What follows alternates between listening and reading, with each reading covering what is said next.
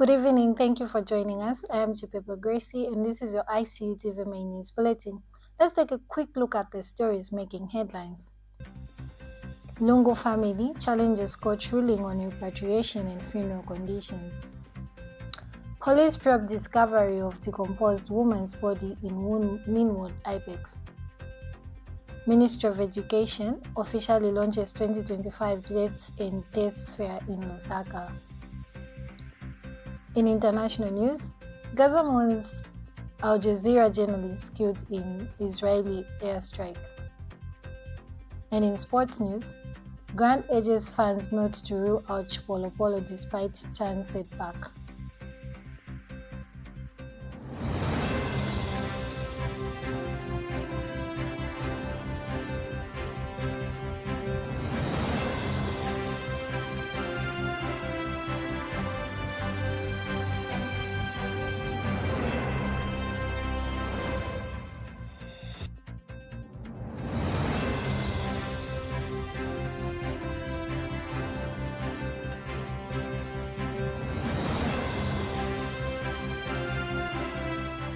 And now, the details. The family of the late former President Edgar Lungu has applied for leave to appeal a South African court ruling allowing the Zambian government to repatriate his remains for burial at Embassy Park. They raised 17 objections, including opposition to President Hakainde Hichilema's involvement in the funeral. The body remains in South African funeral parlor, pending further court action. More details in the following report with Miriam Kamani. Morning. To officially open the 2025 Junior Engineers, Technicians and Scientists. The family of the late former President Edgar Chagwa Lungu has filed an application for leave to appeal the August 8, 2025 judgment by the South African court, which granted the Zambian government permission to repatriate his remains for burial at Embassy Park in Lusaka.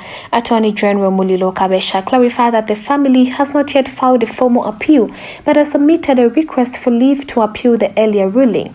The matter now rests with the court, which will determine whether to grant permission for the appeal to proceed. There is no appeal, okay? Don't talk so much about appeal. There is no appeal. What is there is an application for permission to appeal. Okay? So there is no stay. Yes, there is no stay. There is supposed to be an order to stay, but according to the South African law, when you file an appeal, then you suspend. And these are issues where lawyers sometimes they say, fine, we'll not proceed. Let's wait. And mind you, it was filed on Friday, about 16 hours. And so we are waiting for Monday.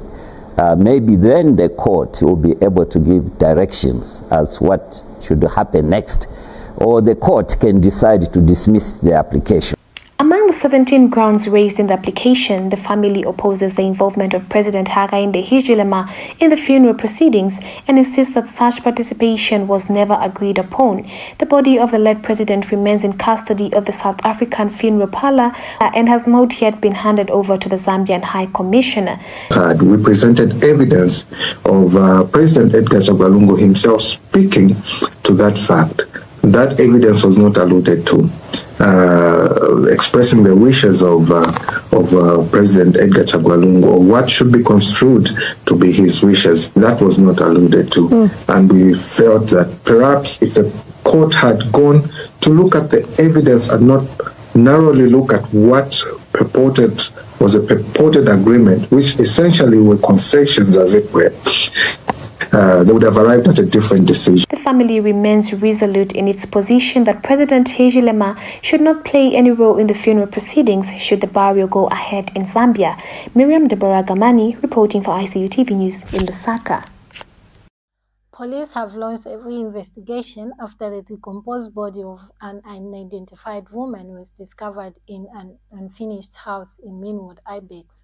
The deceased, believed to be aged between 25 and 30, was found on August 8, 2025 at around 15 hours by a local worker collecting building materials. The discovery was reported at Simon Mwansakapwepwe police station by a 36-year-old man from Madido after children playing nearby alerted him. According to police, the body was partially covered with a chitenge fabric and had likely been at the scene for several days. Officers secured the area and transported the remains to the University Teaching Hospital mortuary for postmortem and identification. Authorities have opened an inquiry file and are appealing to the public for help in identifying the woman. Anyone with missing relatives matching the description is urged to report to the nearest police station. The Ministry of Education has officially launched the 2025 Junior Engineers, Technicians and Scientists Fair and Tertiary Engineers Ceremony. Permanent Secretary for Education Services, Dr. Kelvin Mambwe, said the event is a key platform for promoting innovation, engineering and entrepreneurship among Zambia's youth. He held under the theme Promoting Innovation, Engineering and Entrepreneurship, Accelerating STEM Growth and Competence Development. The fair aims to harness talent in science, technology, engineering and mathematics STEM to support national development. Dr. Mambwe says the initiative aligns with the 8th National Development Plan, Vision 2030, and the competence-based education curriculum, all of which emphasizes the need for skilled and innovative workforce. He highlights that the inclusion of university students for the first time as a significant milestone, helping to bridge the gap between school-level creativity and advanced research capacity with potential for market-ready solutions and entrepreneurial ventures. Dr.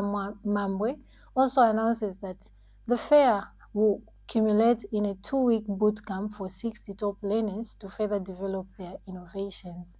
He expresses gratitude to all partners and stakeholders, describing the fair as a launchpad for national transformation. Morning.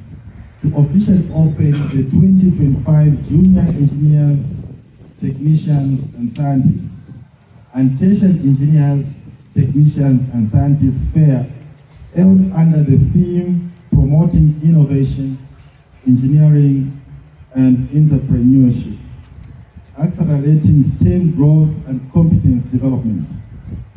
This theme is more than a slogan.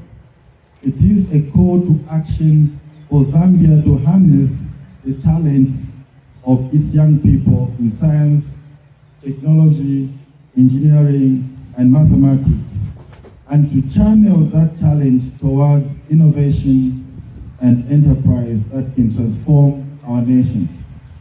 Ladies and gentlemen, students and learners, the JETS program is not just an annual competition. It is a national movement that nurtures curiosity, critical thinking, creativity, and problem solving among our learners. It is a deliberate investment in our future human civilization, job creation, and knowledge economy.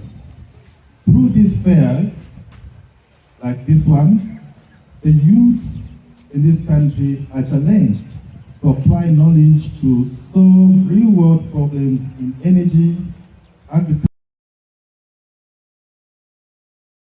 Director of the National Science Center, Professor Benson Banda, stresses the importance of embracing homegrown ideas and leveraging Zambia's natural resources. He says the country must take the lead in implementing local solutions, noting that young people hold the key to unlocking Zambia's potential and that their creativity should be central to its development strategy. Was to make sure early enough you got authority for us through cabinet to make sure that this event is a must and it must take place. So you didn't just stop at that. You managed to make sure that teachers, for the first time in the history of JETS, over 200 teachers have been invited from across the country to participate with us. It's a big miracle. This is a big achievement for us. Sir, I don't want to take much of your time, but just to share with you my thoughts and as we resonate on this. I feel only when Africa and Zambia stop verbalizing or beginning to articulate the potential, it will start is that until we stop talking and start doing, we cannot be anywhere in Africa. And that is the reason we have brought these young minds here so that they can help us talk so that we insulate Africa and make sure that Africa uses its resources to make sure that it emancipates itself from perpetual slavery and poverty. We don't doubt. You saw the ages of the children, as young as small and as bigger. All of them, we have brought them here. Further to that, you really challenged us and said, Benson, I'd like to see the universities on board. We take a short break. Stay tuned for more news after this. Welcome to the Zambia Research and Development Center, an institution dedicated to national development through capacity building and community development. Established in 2007 by a group of professionals and lecturers, ZRDC has since become a hub of research and innovation in the country. Registered with the Ministry of Home Affairs under the Registrar of Societies, ZRDC pursues cutting-edge research to address pressing social and economic challenges. Get involved. ZRDC engages in activities that stimulate international collaboration, promote knowledge sharing, and make research expertise available to decision makers. Our mission at ZRDC is to foster innovation and capacity building for national development. We believe in addressing poverty and underdevelopment through institutional and capacity building, human empowerment, and gender participation. In our quest to foster innovation and capacity building for national development, ZRDC launched the ZRDC University Sponsorship for Capacity Building and Development Program to facilitate knowledge advancement among ZRDC researchers and those intending to join the research community. Qualified Zambian citizens can pursue education at credible universities in Zambia with guaranteed prospects of joining the ZRDC research community. ZRDC engages in industrial and technological research, covering research development and innovative investigations to drive dynamic industrial development at national and regional levels. Join us at the Zambia Research and Development Center as we continue to innovate, empower, and shape a brighter future for Zambia. ZRDC, fostering innovation and capacity building for national development. Welcome back, and in our local stories, police have arrested 2 Chinese nationals following the death of a 5-year-old girl who was struck by a stray bullet while standing in a shelter at Jifumpa Primary School teacher's compound. The incident occurred last Wednesday around 9 hours when the daughter of a local teacher, Boniface Mutumbwe, was shot in the head. She was rushed to Jifumpa Rural Health Center and later referred to Mkinga Mission Hospital, where she was pronounced dead on arrival. According to police, the suspects Zheng Sheng, 44, and Wan Rongzhen, 48, were allegedly testing firearms at Ruja Investment Mine site about 100 meters from the school. A 9mm Taurus pistol and a 45mm Sig-Sauer P320 were recovered along with ammunition of ballistic testing. Both men remain in custody as investigations continue. The girl's body is at Mukinge Hospital mortuary awaiting for postmortem. The incident has sparked outrage, with residents demanding accountability and expressing concern over potential interference in the case. Meanwhile, police in Nakonde have arrested a 23-year-old man of Katozi village for allegedly possessing counterfeit currency amounting to 20,000 kwacha.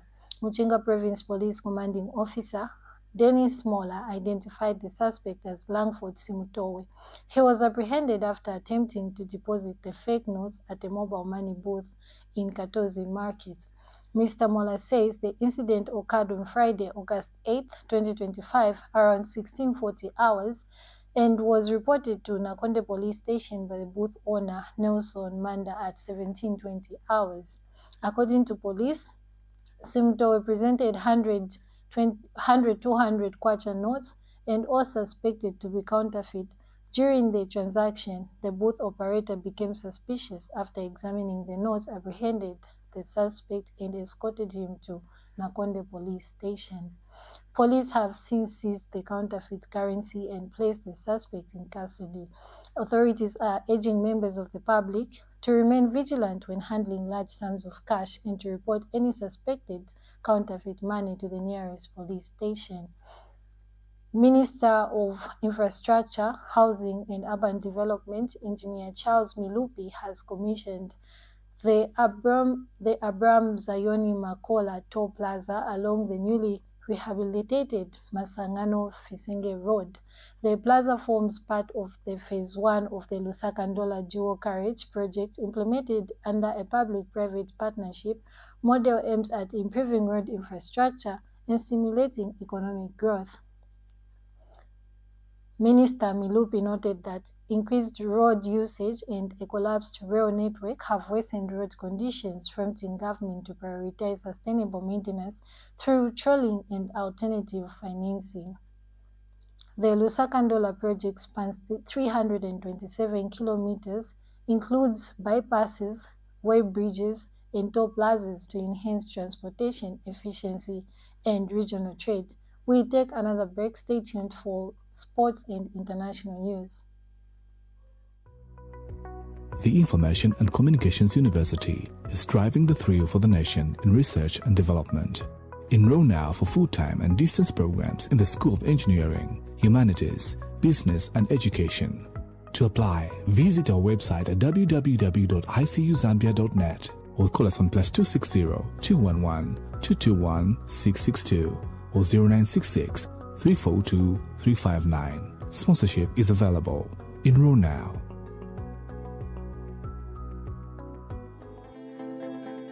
Hello, the Information and Communications University, ICU. What comes to your mind when you hear of this name? Is it the beautifully architectured infrastructure at our campus? Or is it the amazing students that are always performing well in their fields?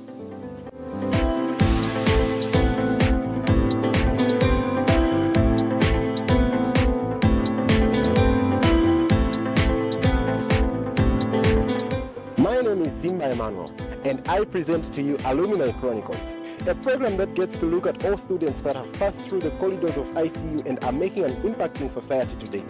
Join me every week as I sit down with former students and get to listen to them, what they have to say about life after they've...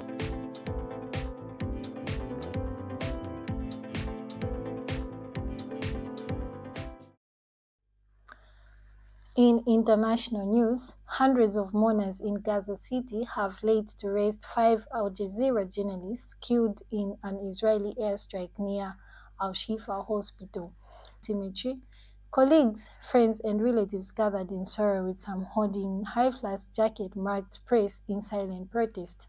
The journalists killed in the Sunday night attack include correspondents Anas Sharif and Mohammed Kwekwe, as well as the camera operators Ibrahim Zehar Mohem was also among the victims.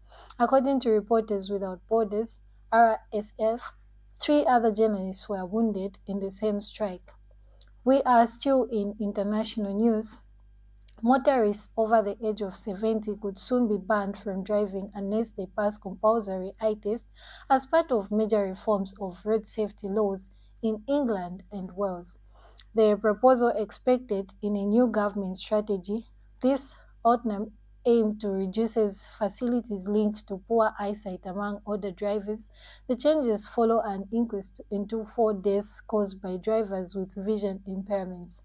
Other planned measures, including lowering the drink driving limits to match Scotland's stricter threshold and introducing penalty points for passengers who fail to wear seatbelts. Minister says the current approach to road safety is ineffective and believes a stricter evidence-based framework is needed to protect all road users. We take another break. Stay tuned for sport news.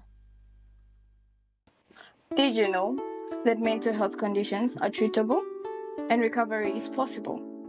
Hi, I'm Ngenia Moyo. I'm your host on Let's Talk Mental Health. I invite you all to this show where you freely express yourself, and together we find a solution. For more details, you can contact 0777 93 73 92, and we'll be there to help you find solutions to whatever you're going through.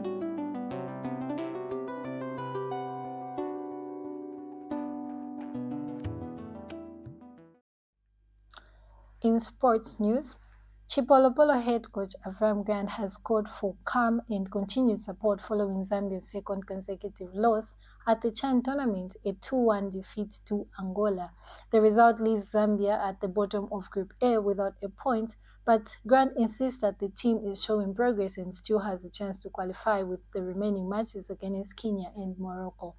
He highlighted the improved performance in the Angola game, noting that the team created 7 chances and found the nets, unlike the opening loss to DR Congo.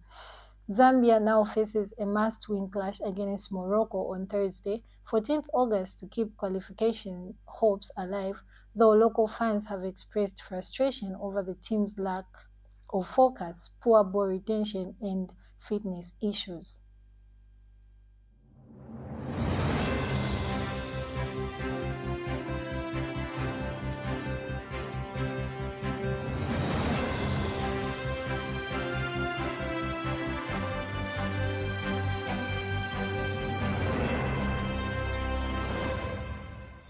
That sports item brings us to the end of our main news. But before we go, let's take a quick recap of the stories that made headlines.